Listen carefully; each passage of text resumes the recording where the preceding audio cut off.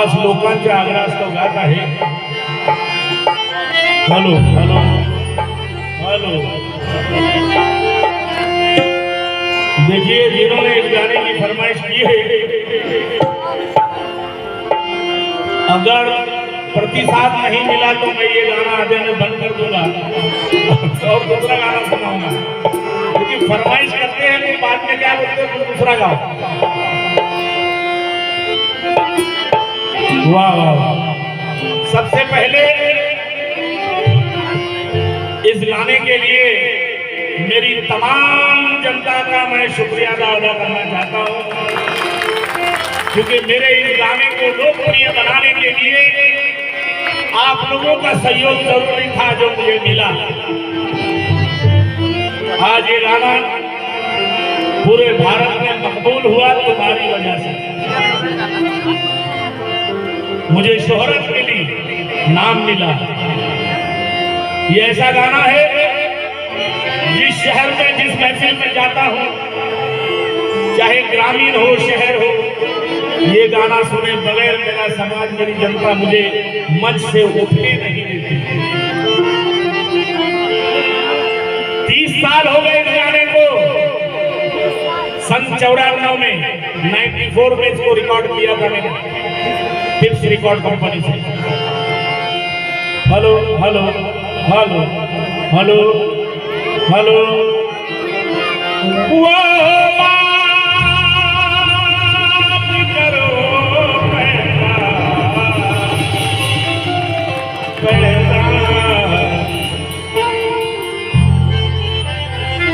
मेरे बाबा के बेटों, बाबा के बच्चों, हम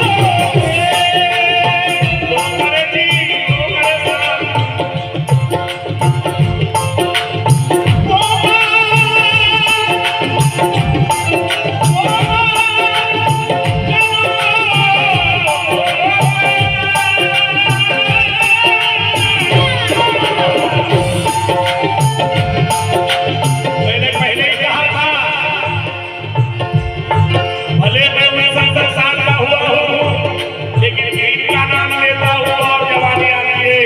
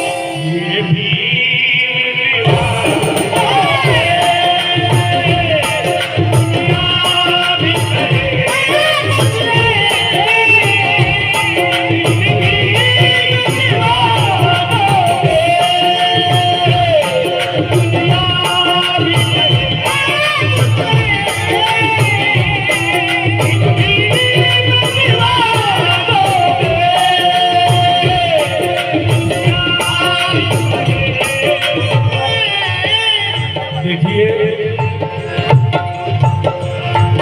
9 तारीख से आउट ऑफ नागपुर हूँ मैं। 9 तारीख से आज की 17 तारीख और 3 मई तक आउट ऑफ स्टेशन हूँ। लेकिन कभी माइक में ये बोलते पाटनकर को, प्रकाश पाटनकर को नहीं देखा आपने कि मैं रोज प्रोग्राम करा रहा हूँ, तो आवाज में थोड़ी थकावट हो तो माफ कर देना। अरे आवाज में थकावट है तो रोज प्रोग्राम लेना ही क्यों? पैसे लेते तो गाना पूरा गाओ।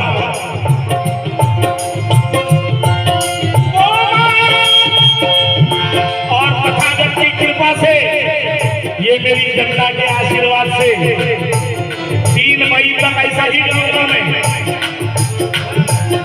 बार फर्क आएगा तो मेरी जनता पर आरोप लगेगा, क्योंकि ये नमक, ये रोटी मेरे जनता की दी हुई खाता, इसलिए आवाज में ताकत है।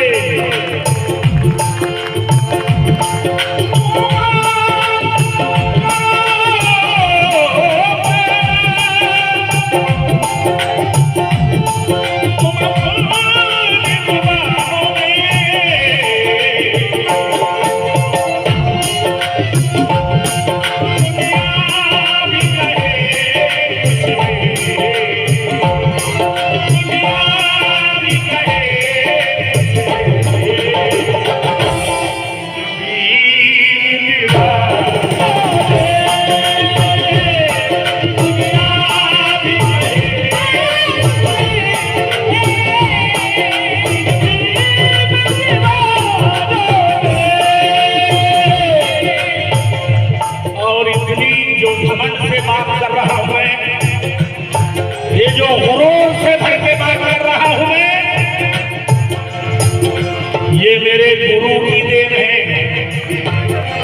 अगर मेरे गुरु ने सही मार्गदर्शन नहीं दिया होता तो प्रकाश पाटनकर ऐसा नहीं जाता। नसीब वालों को ऐसा गुरु मिलता है जो मुझे मिला। आज हम में नहीं है गुरु, इंतकाल हुआ उनका 82 साल के एज में उनका इंतकाल हुआ। उनका नाम था तकी अहमद दिलदार, जो बंबई में रहते थे, मगर मुझे सिखाने के लिए बंबई से नागपुर आते थे और 2-2, 3-3 महीने मुझको रियाज कराते थे। तब कहीं प्रकाश पाटनकर आपके सामने ऐसा दिखता है। दुनिया भी कहे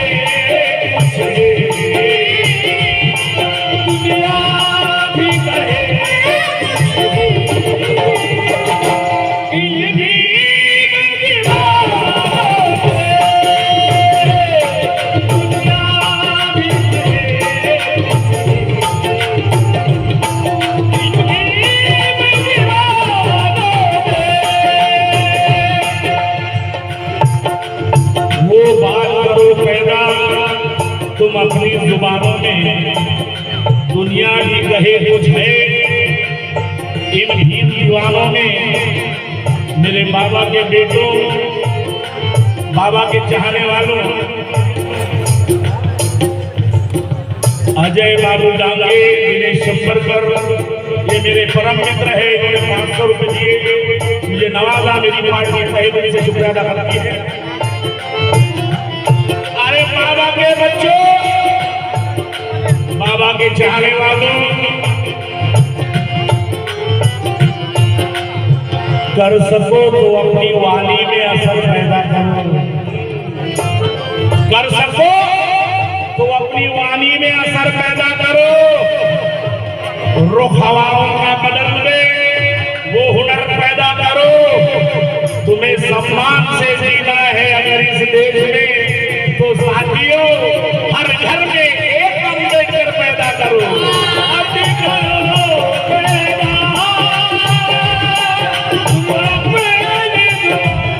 तुम्हें सम्मान से जीना है अगर इस देश में, तो मेरे साथियों हर घर में एक अम्बेडकर पैदा करो। 4 मिसरे पढ़ रहा हूं, ये मेरे लिखे हुए हैं, मैं सब शेर, दूसरा शेर भी मेरा लिखा हुआ है जो अभी पढ़ रहा हूं, और ये इस बात से पढ़ रहा हूं कि 19 तारीख को चुनाव है। तारीख 19 को चुनाव है।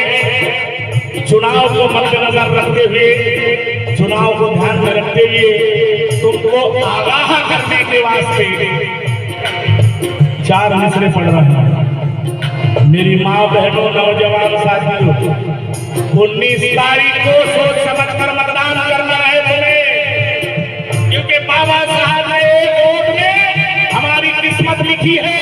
किस्मत वो किसी के बहकावे में आकर इधर उधर मत डालना मेरे भाई, मेरे माताओं बहनों।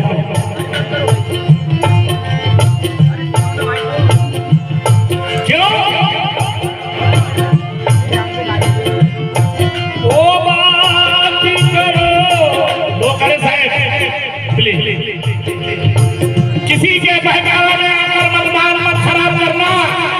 मेरे 4 मिसरे जब वोट डालने जाओगे तो प्रकाश पाठक करके 4 मिसरे जरूर याद रखना। क्यों? क्योंकि इस देश में जितनी भी पार्टियां हैं, चाहे बीजेपी हो, कांग्रेस हो, राष्ट्रवादी हो, शिवसेना हो, बीएसपी हो, कोई भी पार्टी हो, चुनाव जीतने के वास्ते बाबा साहब का झंडा, नीला झंडा जरूर हाथ में पकड़ते हैं, क्योंकि उनको मालूम है बाबा साहब के नीले झंडे में क्या ताकत है।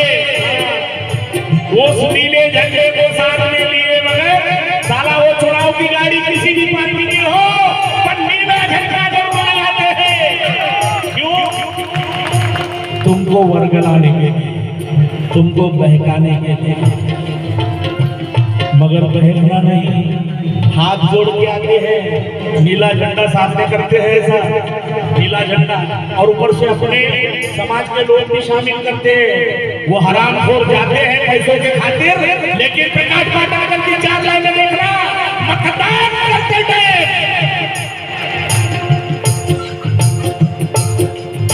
आहों से पत्थर पिघलेगा, इस धोखे में मत रहना। आहों से पत्थर पिघलेगा, इस धोखे में मत रहना। तुम्हें कहीं इंसाफ मिलेगा, उस धोखे में मत रहना। भारत के जर्रे जर्रे में तुम्हारा भी एक हिस्सा है, पर बुला बुला कर कोई देगा, इस धोखे में मत रहना।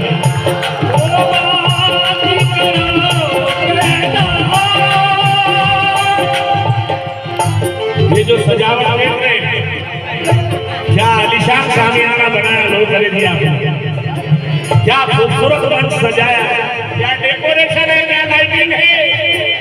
अरे ये सब सजाते हैं, पर दिल की दुनिया नहीं सजा सकते। फिर 4 लाइनें पढ़ रहा हूं, ये सब सजाते हैं, डेकोरेशन देखो, ये सब करते, पर आचरण में तो हम ढल पाए नहीं। आचरण में तो हम ढल पाए नहीं, फिर ये दिखावे दिखाने से क्या फायदे। आचरण में तो हम ढल पाए नहीं, फिर ये दिखावे दिखाने से क्या फायदा। संगठन के बिना हम तो है बिखरे हुए, फिर ये मेले लगाने से क्या फायदा।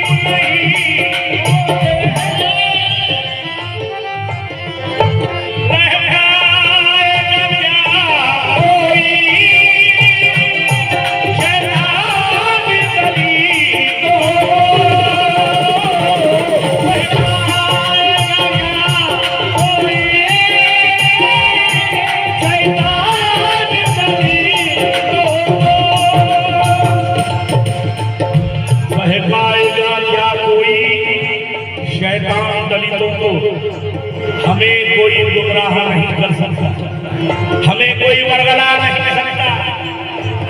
दोस्तों क्यों? हमारे भी ऐसा नेता हो नहीं सकता। मेरे पिताजी नागोराव जी पाटणकर कहते हैं कि हमारे भी ऐसा नेता पैदा हो नहीं सकता। किसी की ऐसी सूरत, ऐसा नक्शा हो नहीं सकता। हमारे सर पर भी रहमतों का साया है, फिर किसी से हमारा बाल बाका हो नहीं सकता।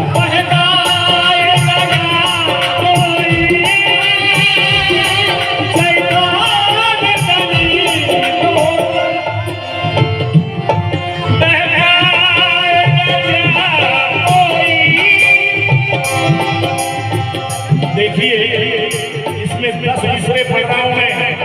विकास, ये 10 विषय सुनना। 10 विषय पढ़ रहा हूं। रह जाएगा क्या कोई भाई का लाल हमें गुमराह नहीं कर सकता। देखिए मेरी माताओं बहनों, क्या क्या नहीं किया इन हरामजादों ने। एक जमाना था दबा कर जीते जी रखा था हम दबा कर जीते जी रखा था हम दलितों को पंडों ने, छेदी वालों ने, बम्बनों ने दबा कर जीते जी रखा था हम दलितों को पंडों ने। छुआछूती का बोझ लाद रखा था इन गुंडों ने। दबा कर जीते जी रखा था हम दलितों को पंडों ने। छुआछूती के बोझ लाद रखा इन गुंडों ने। अरे बहुत जुल्मों सितम के तीर बेईमानों ने बरसाए। जुल्मों सितम के तीर बेईमानों ने बरसाए। हमें खाना तो क्या एक लोटा पानी को तरसाए। कलम की नोक पर भीमराव ने जब इनको नचवाए, तभी ये भेड़िए सीधी तरह से हमारा बिन मांगे देते जा रहे हैं, आगे जा रहे हैं, पीछे आ रहे हैं वो, क्योंकि इन्हें मालूम है ये वीर शेरे नर के बेटे हैं। ना घबराएंगे गुफा से, ये अंगारों पर लेते हैं। ये रास्ता हरगिज़ इंसाफ का ठुकरा नहीं सकते। ये उस भीमराव के बेटे हैं जो धोखा खा नहीं सकते।